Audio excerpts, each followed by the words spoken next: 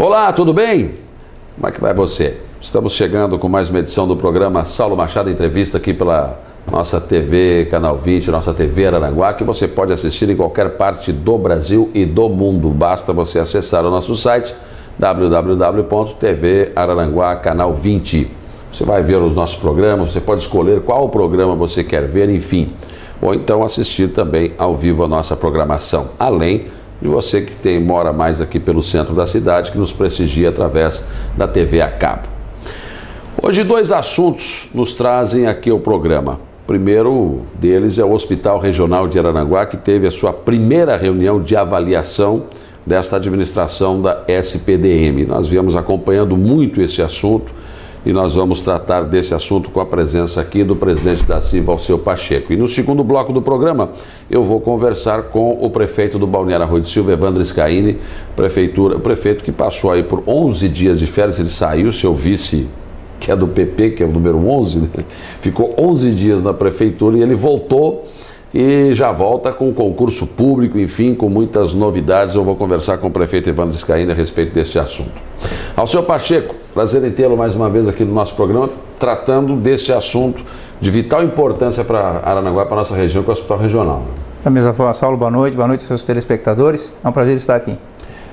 Qual é a tua avaliação pessoal em relação a esta primeira reunião de avaliação? Porque a CIVA sempre lutou por um conselho deliberativo, né? O que foi criado foi, né, algo diferente, foi um CAF, quer dizer, um conselho que vai fazer o acompanhamento. O que lhe pareceu? Saulo, eu vi uma grande evolução, principalmente na mudança de postura do governo do Estado. O governo do Estado, através do presidente da Comissão de Avaliação e Fiscalização, o secretário adjunto Acélio Casagrande, demonstrou firmeza no sentido da transparência da operação do Hospital Regional. Concordou em tudo aquilo que a comunidade apresentou no sentido de dúvidas, esclarecimentos, prestação de contas, e eu quero crer que nós teremos certamente um bom encaminhamento dessa questão. Ou seja, não temos um conselho deliberativo, mas esse acompanhamento vai ter contas abertas. Ainda, na minha opinião, do ponto de vista jurídico, o Conselho Deliberativo é um órgão que cabe e se impõe dentro da administração de qualquer organização social quanto a patrimônio do governo que lhe é entregue para ser administrado. A Lei Federal número 9637/98 assim impõe. Mas no Estado de Santa Catarina existe essa discussão, assim como existe a discussão da própria OS administrar. O Ministério Público tem uma ação em andamento que diz que o Estado não pode delegar a terceiro a administração dos seus próprios, inclusive principalmente da saúde. Mas a gente tem que administrar o possível, a gente tem que participar dentro das possibilidades. O que o governo nos ofereceu foi a possibilidade de participar da Comissão de Avaliação e Fiscalização, e assim nós estamos fazendo. Nós convidamos a Evelyn Elias, enfermeira de larga experiência na administração de saúde pública, principalmente no campo do SUS, que fez um estudo muito aprofundado, uma análise muito criteriosa dos relatórios que foram apresentados, e juntamente com a nossa parte administrativa e jurídica, nós manifestamos aos demais integrantes da CAF todas as nossas dúvidas, questionamentos, e são pontos importantes que precisam ser esclarecidos e melhorados. Pois é, e esses esclarecimentos foram suficientes, satisfizeram? Não, a reunião propriamente dita, ela foi pouco proveitosa no sentido das informações que foram trazidas, mas ela foi muito importante no sentido do encaminhamento que foi dado a essas questões. Houve uma determinação e um esclarecimento definitivo de que não há dúvidas da prestação trimestral de contas pela organização social. Eles são obrigados a trazer o extrato analítico da conta corrente exclusiva dos recursos recebidos do governo e os documentos que dão suporte a esse extrato bancário. Nós temos a possibilidade de ter acesso a todos os dados, a tudo que foi comprado, pago, a folha de pagamento, quem está empregado e assim por diante. Medicamentos adquiridos, procedimentos cometidos, enfim, toda a operação do hospital. E a nossa participação é no sentido de contribuir com o processo. Porque, ora, se nós temos um orçamento de R$2.590.000, que corresponde a mais de 30% do orçamento da Prefeitura Municipal de Araranguá. É muito, não é pouco não.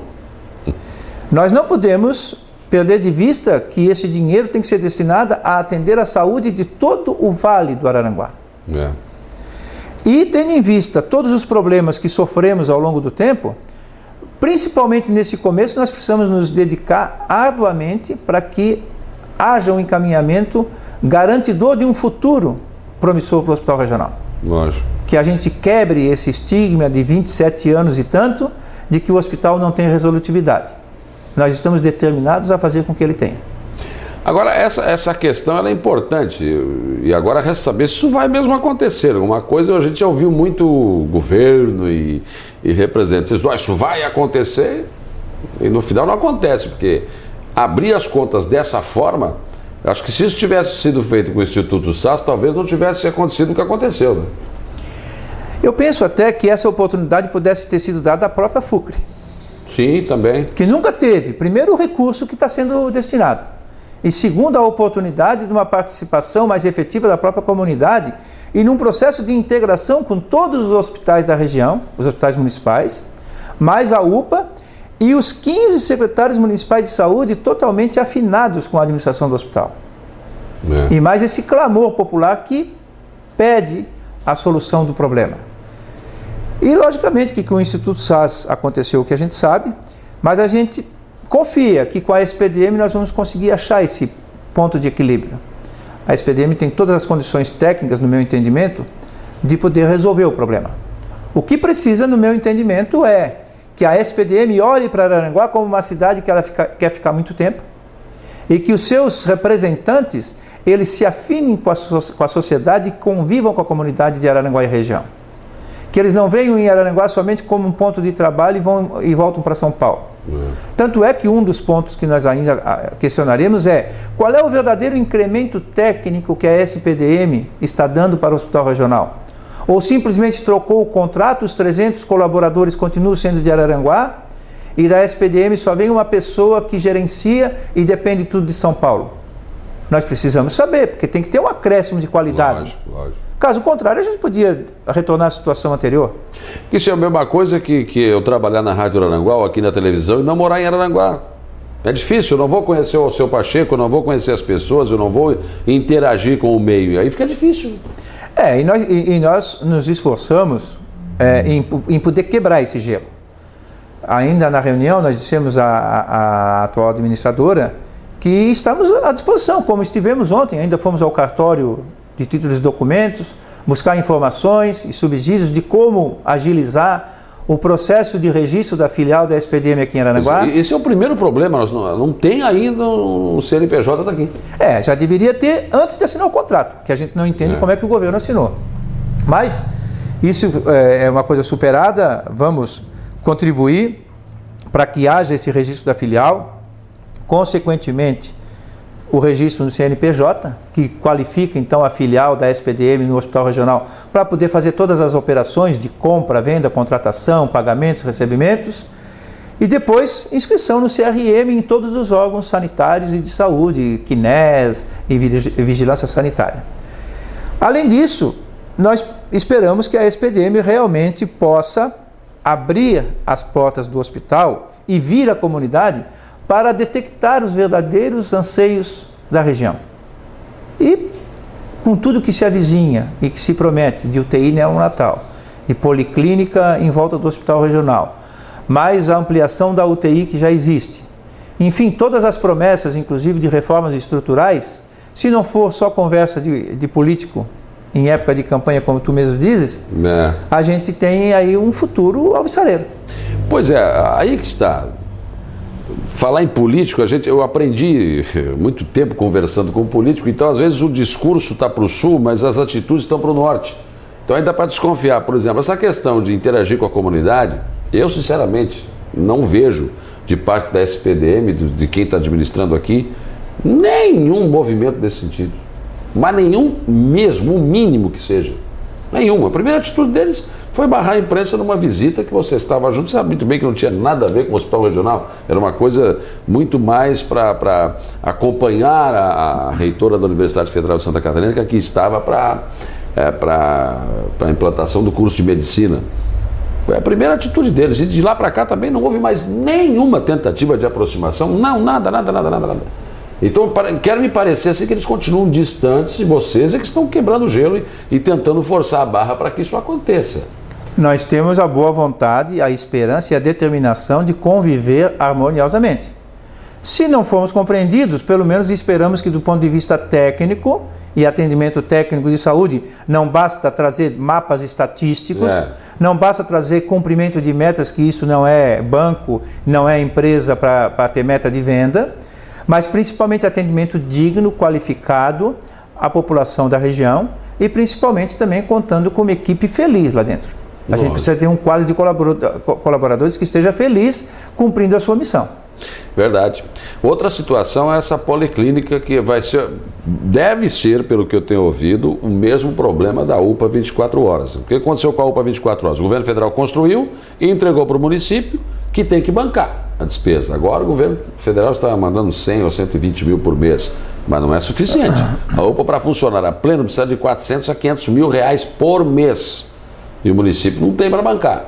O governo do estado também está meio que tirando o corpo fora. Essa policlínica é o mesmo molde. Isso já me foi dito pelo secretário do Desenvolvimento Regional. Até brinquei com ele, que disse, não, isso aí nós vamos ter que ver como é que vai ser. São Paulo de novo não, né? Eu até brinquei com ele. Isso é outra situação também. Não, Saulo, a questão de São Paulo, qualquer estado do país, eu não vejo problema. O que eu vejo problema foi até na origem do processo licitatório, que em 9 dias úteis se largou um edital e se habilitou uma organização social que já estava em casa, né? E não foi dada publicidade suficiente em outros rincões de todo o Brasil para que outras OS pudessem se habilitar. Mas isso, como eu já disse, é uma questão superada. Nós temos que contar que a SPDM tem esses 80 anos de experiência, esses 30 pontos de atendimento do Brasil, e que traga essa qualificação da Unifesp, que está agregada a ela lá em São Paulo, e do próprio Hospital São Paulo, que o atendimento é de primeiro mundo, que possa trazer todo esse background, todo esse know-how para o Hospital Regional de Araranguá. Se isso não acontecer, certamente o governo do estado e a sociedade do extremo sul de Santa Catarina vai saber reagir. Nós não podemos meramente repassar recursos financeiros, recursos públicos que fazem falta em qualquer setor da sociedade, para não ter a correspondente prestação do serviço e o atendimento de acordo com aquilo que a gente realmente precisa. E quando você fala dinheiro público, você fala dinheiro nosso, meu, seu, as pessoas que estão nos assistindo, são nossos impostos. Né?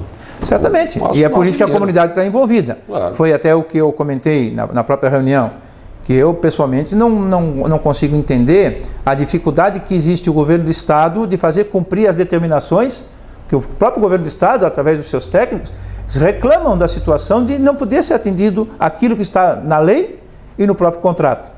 Então eu perguntei, mas vem cá, em princípio era o estado que tinha que cuidar do hospital. Não cuida. Aí terceiriza. Aí existe uma lei que diz que a sociedade tem que vigiar, fazer o controle social. Quando a sociedade vigia, todo mundo se fecha, esconde e nada acontece.